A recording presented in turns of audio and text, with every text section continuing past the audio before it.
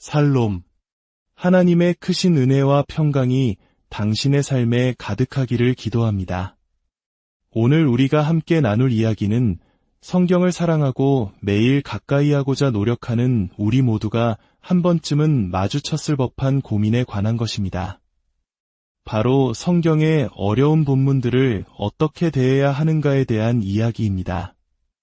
이 채널을 구독하고 좋아요를 누르며 이 말씀을 주변에 공유하는 것은 단지 영상을 응원하는 것을 넘어 어둠 속에 있는 이들에게 복음의 작은 빛을 전하는 귀한 사역의 씨앗을 심는 것과 같습니다.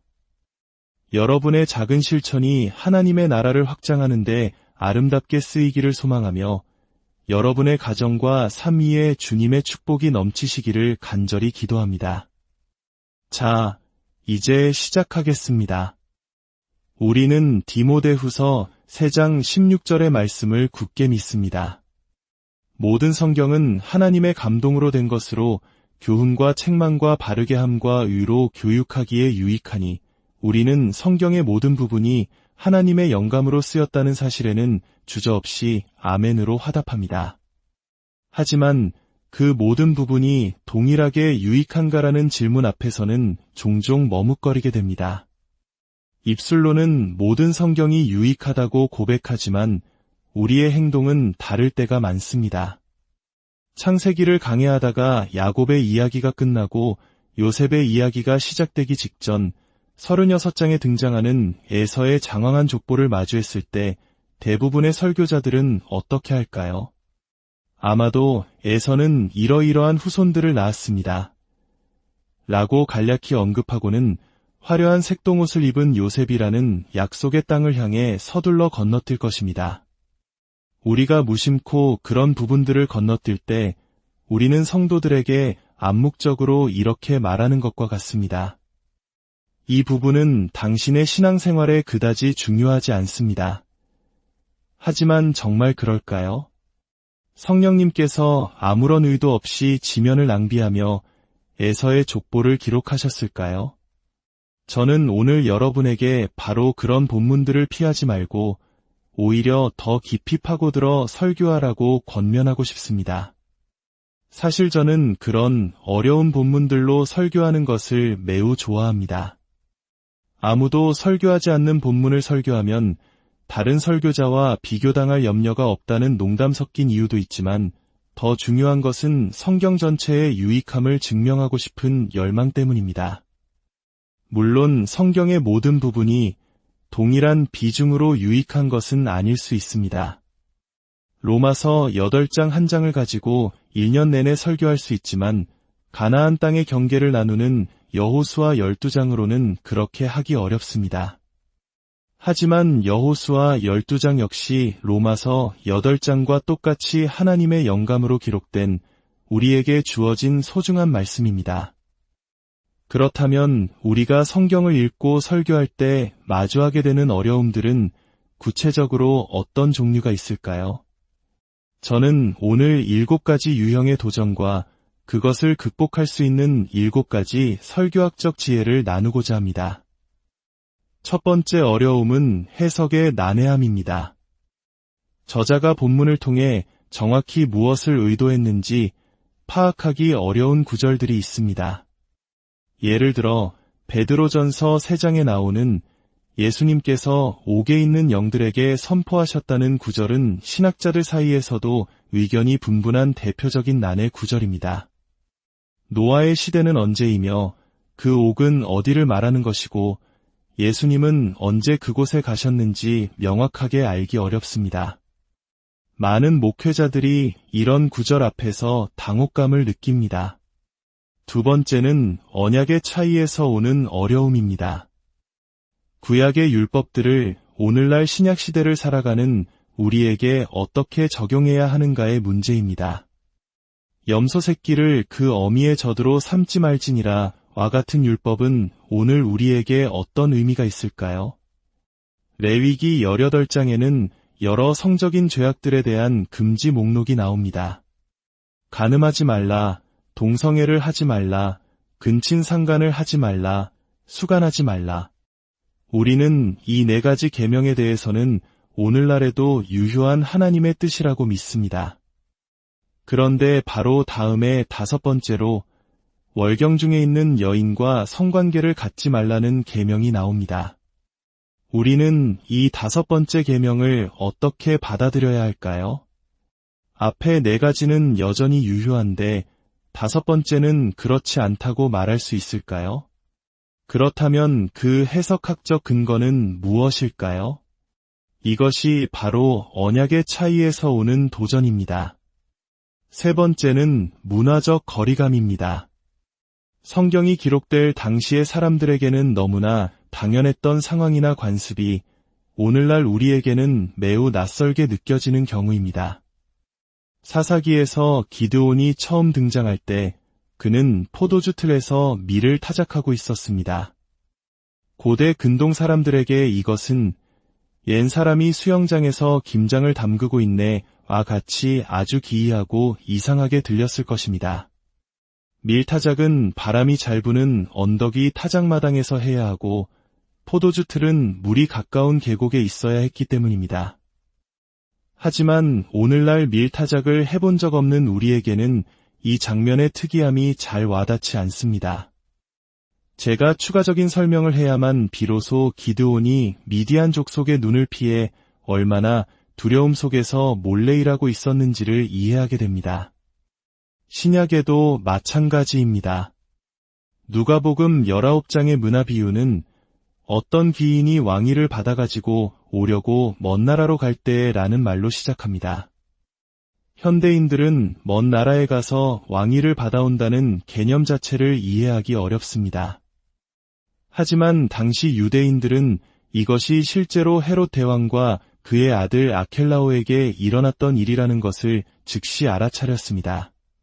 그들은 로마 황제에게 잘 보여서 왕으로 임명받기 위해 로마까지 갔고 그들이 왕이 되는 것을 반대했던 유대인 대표단 역시 로마로 갔었습니다.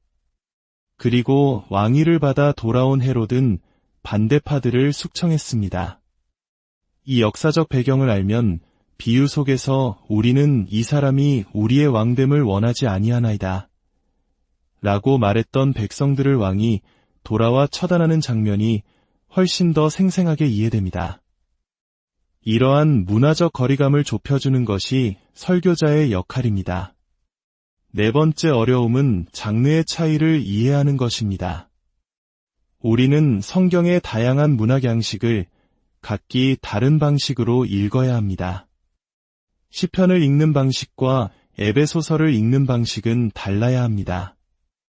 요한복음 21장에서 부활하신 예수님의 말씀에 따라 제자들이 그물을 던졌을 때 성경은 그들이 153마리의 물고기를 잡았다고 정확하게 기록합니다. 우리는 실제로 153마리의 물고기가 잡혔다고 믿습니다. 하지만 시편 신편에서 하나님께서 1000개의 언덕에 있는 가축이 다 내 것이로다 라고 말씀하실 때 정말로 하나님의 소유가 딱 1000개의 언덕에만 한정된다고 생각하는 사람은 아무도 없을 것입니다. 우리는 이것이 모든 것을 의미하는 시적인 표현임을 압니다. 마찬가지로 잠언은 보편적인 진리를 담은 지혜의 글이지만 모든 상황에 예외 없이 적용되는 수학 공식 같은 약속은 아닙니다. 마땅히 행할 길을 아이에게 가르치라 그리하면 늙어도 그것을 떠나지 아니하리라는 잠언 22장 6절 말씀을 자녀 양육만 완벽하게 하면 아이는 절대 엇나가지 않는다는 보증수표처럼 설교하는 것은 위험합니다. 이는 장르의 특성을 오해한 것입니다. 완벽한 부모이신 하나님 아버지의 자녀들인 우리조차도 얼마나 자주 하나님을 실망시켰는지 생각해보면 쉽게 알 수 있습니다. 5번째는 교리적 밀도의 차이입니다. 어떤 본문은 신학적, 교리적 내용이 매우 풍부하게 담겨 있지만 어떤 본문은 그렇지 않습니다. 로마서 8장은 구원의 진리가 너무나 풍성하게 담겨 있어 한 구절만으로도 몇 주간 설교할 수 있을 정도로 교리적 밀도가 높습니다.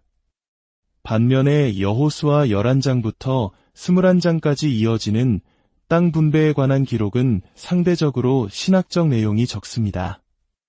이런 본문들은 설교하기가 까다롭게 느껴질 수 있습니다. 여섯 번째는 현대적 감수성과의 충돌입니다. 시대가 변하면서 우리의 가치관과 민감성도 변했습니다. 특히 오늘날에는 과거에는 문제시되지 않았던 부분들이 매우 민감하게 받아들여지기도 합니다. 사사기 19장에 나오는 레위인의 첩이 겪는 끔찍한 폭행과 살인사건, 여호수아 8장에서 아이성을 정복하며 남녀노소만 2,000명을 진멸하는 이야기, 다윗과 밧세바의 사건 등은 현대인의 감수성으로는 받아들이기 매우 힘든 본문입니다. 사람들은 어떻게 이런 끔찍한 이야기가 거룩한 성경에 있을 수 있는가? 혹은 어떻게 사랑의 하나님이 그런 잔인한 명령을 내리실 수 있는가? 라고 질문하며 반감을 가질 수 있습니다. 마지막 7번째 어려움은 본문이 모호성입니다. 주어진 정보가 너무 적어서 전체적인 상황을 파악하기 힘든 경우입니다. 제가 앞에서 농담처럼 언급했던 출애굽기 4장의 이야기가 바로 여기에 해당합니다. 하나님께서는 모세에게 내 목숨을 노리던 자가 다 죽었느니라고 안심시키신 후 바로에게 가서 내 백성을 보내지 아니하면 내가 내 아들 내 장자를 죽이리라고 경고하라고 명령하십니다. 그런데 바로 다음 구절에서 애굽으로 가는 길의 숙소에서 여호와께서 모세를 만나사 그를 죽이려 하시는지라 라고 기록되어 있습니다. 방금 전까지만 해도 모세의 대적이 다 죽었다고 말씀하신 하나님께서 이제는 직접 모세를 죽이려 하십니다. 그리고는 아내 십보라가 갑자기 돌칼을 가져다가 아들의 포피를 베어 모세의 발에 던지며 당신은 참으로 내게 피남편이로다 라고 외치는 도무지 이해하기 어려운 장면이 이어집니다. 이런 본문들은 그 자체의 모호함 때문에 우리를 큰 도전에 빠뜨립니다. 자, 그렇다면 우리는 이 7가지 어려움을 어떻게 극복하고 이 본문들을 통해 하나님의 말씀을 선포할 수 있을까요? 여기에 7가지 실천적인 지혜가 있습니다. 첫째, 핵심 메시지의 명료함을 보여주십시오. 세부적인 내용에 얽매여 길을 잃지 마십시오. 베드로전서 3장에 옥에 있는 영들에 대한 구절의 정확한 의미는 모를 수 있습니다. 하지만 그 구절이 포함된 전체 문단의 핵심 메시지는 분명합니다. 그것은 바로 그리스도인으로서 겪는 고난에는 목적이 있다는 것입니다. 잘 이해되지 않는 작은 그림에 집착하기보다 한 걸음 물러서서 전체 테피스트리가 보여주는 최후의 만찬이라는 큰 그림을 설명해 주십시오. 성경의 모든 세부 사항을 다 이해하지 못하더라도 예수 그리스도를 통한 구원이라는 핵심 메시지는 명확하다는 성경의 명료성에 대한 확신을 심어주어야 합니다. 둘째, 본문이 드러내는 하나님의 성품과 그분의 뜻을 가르치십시오. 레위기의 월경 중인 여인과의 관계 금지 명령의 신약적 적용에 대해 명확한 답을 내리기 어려울 수 있습니다. 하지만 우리는 그 계명을 통해 결혼관계 안에서도 절제와 배우자에 대한 배려를 원하시는 하나님의 성품을 발견할 수 있습니다. 염소 새끼를 그 어미의 젖으로 삼지 말라는 명령을 통해서는 하나님께서 우리에게 맡기신 피조물에 대해서조차 불필요한 잔인함을 피하고 사려 깊게 대하기를 원하신다는 그분의 자비로운 마음을 엿볼 수 있습니다. 세부적인 적용이 불분명할 때 우리는 언제나 그 본문이 증언하는 하나님의 성품으로 돌아갈 수 있습니다. 셋째, 문화적 배경을 설명하되 의미와 적용으로 나아가는 것을 잊지 마십시오. 문화 비유를 설명하기 위해 헤롯 대왕과 로마 황제 옥타비아누스의 역사적 사실을 장황하게 설명하다가 정작 비유의 핵심인 하나님의 심판에 대한 메시지를 놓쳐서는 안 됩니다. 문화적 배경 설명은 본문이 의미를 명확히 하기 위한 도구이지 그 자체가 목적이 되어서는 안 됩니다. 필요한 만큼 충분히 설명하되 가능한 한 간결하게 설명하고 신속하게 본문이 핵심 의미와 오늘날 우리 삶에 대한 적용으로 넘어가야 합니다. 넷째, 장르를 설명하는 습관을 들이십시오. 설교를 통해 성도들이 성경을 올바르게 읽는 법을 배우도록 훈련시켜야 합니다. 저는 문맥이 전부입니다. 라는 말을 지난 20년간 제 교회 성도들의 머릿속에 각인시켰습니다. 그 결과 이제는 성도들 스스로가 성경 구절을 그 문맥 안에서 이해하려고 노력합니다. 목회자가 강단에서 성경을 다루는 방식이 성도들이 골방에서 성경을 대하는 방식을 결정합니다. 시와 잠언, 역사서와 예언서, 비유와 서신서가 각각 어떻게 다른 방식으로 진리를 전달하는지 꾸준히 가르쳐 주십시오. 5째, 본문이 분량을 설교 시간에 맞게 조절하십시오. 교리적 밀도가 높은 로마서 8장 같은 본문은 적은 분량을 가지고 깊이 있게 다루어야 합니다. 반면 교리적 내용이 상대적으로 적은 창세기 36장의 에서의 족보 같은 본문은 한 번의 설교로 전체를 다룰 수 있습니다. 창세기 36장은 세상적인 기준으로 볼 때 모든 것을 가진해서 평생 장막에 거하며 약속의 성취를 보지 못하고 죽은 야곱을 대조하며 하나님의 진짜 축복이 무엇인가에 대해 깊은 질문을 던집니다. 이는 한 번의 설교로도 충분히 강력한 메시지를 전달할 수 있는 본문입니다. 6째, 현대적 감수성을 인지하되 진리를 외면하지 마십시오. 오늘날 우리가 사사기 19장의 끔찍한 사건을 읽으며 분노하는 것은 당연하고 옳은 감정입니다. 설교자는 이러한 감수성을 무시해서는 안 되며 오히려 그 분노가 정당함을 인정해 주어야 합니다. 하지만 거기서 멈추어서는 안 됩니다. 그 본문이 사람이 각기 자기의 소견에 옳은 대로 행하였더라는 시대의 참상을 얼마나 적나라하게 고발하는지를 보여주어야 합니다. 더 나아가 그 불편함 속으로 성도들을 이끌고 들어가야 합니다. 저는 여호수아 8장의 아이성 진멸 사건을 설교하며 이렇게 질문했습니다. 죄 많은 한 민족이 심판받는 것이 당신의 마음을 불편하게 합니까? 그렇다면 1300년 후에 일어난 한 사건은 당신을 더욱 힘들게 할 것입니다. 죄가 없으신 왕, 하나님의 아들이 온 인류의 죄를 대신하여 나무에 달려 저주를 받고 죽으신 사건 말입니다. 성경에서 가장 우리를 불편하게 하고 공격적으로 다가오는 진리는 바로 예수 그리스도의 십자가 복음입니다. 우리는 복음의 거침도를 제거하려 해서는 안 됩니다. 오히려 그 불편한 진리 속으로 담대하게 걸어 들어가야 합니다. 마지막 7번째, 성령께서 왜 이 말씀을 기록하셨는지를 보여주십시오. 모든 설교는 이 질문으로 기결되어야 합니다. 성령님께서는 왜 수천 년이 지난 오늘 우리에게 이야기를 알기 원하실까? 에서의 족보를 통해 하나님은 우리에게 무엇을 말씀하고 싶으셨을까요? 피남편이 된 모세의 기이한 이야기를 통해 우리에게 무엇을 가르치고 싶으셨을까요? 모든 본문은 하나님이 어떤 분이신지 그리고 그 하나님께 우리가 어떻게 반응해야 하는지를 보여줍니다.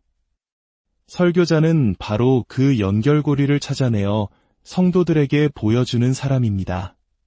사랑하는 성도 여러분, 어려운 본문을 만났을 때 3가지를 기억하십시오. 첫째, 두려워하지 마십시오. 피하거나 건너뛰지 마십시오. 둘째, 불분명하게 말하지 마십시오. 잘 모르는 부분을 가지고 여러 가능성을 나열하며 성도들을 혼란에 빠뜨리기보다 그 본문에서 분명하게 알 수 있는 진리에 집중하십시오. 셋째, 지루하게 만들지 마십시오. 성경은 세상에서 가장 흥미진진한 책입니다. 살아있고 운동력 있는 하나님의 말씀입니다. 이 생명의 말씀을 무미건조하게 만드는 것은 설교자의 큰 죄입니다. 성경의 어려운 부분들 속에서도 하나님의 영광을 발견하고 선포할 때 여러분의 영혼은 하나님의 말씀에 대한 더 깊은 신뢰와 기쁨으로 가득 차게 될 것입니다. 성도들은 모든 성경 속에서 자신들을 향한 하나님의 신실한 사랑과 계획을 발견하며 말씀에 대한 자신감을 얻게 될 것입니다. 오늘 나눈 이 지혜가 여러분이 성경을 읽고 묵상하는 모든 순간에 풍성한 길잡이가 되기를 바랍니다. 하나님의 살아있는 말씀이 여러분의 삶을 새롭게 하고 영혼을 소생시키며 모든 걸음마다 빛이 되어주시기를 우리 주 예수 그리스도의 이름으로 간절히 축원합니다.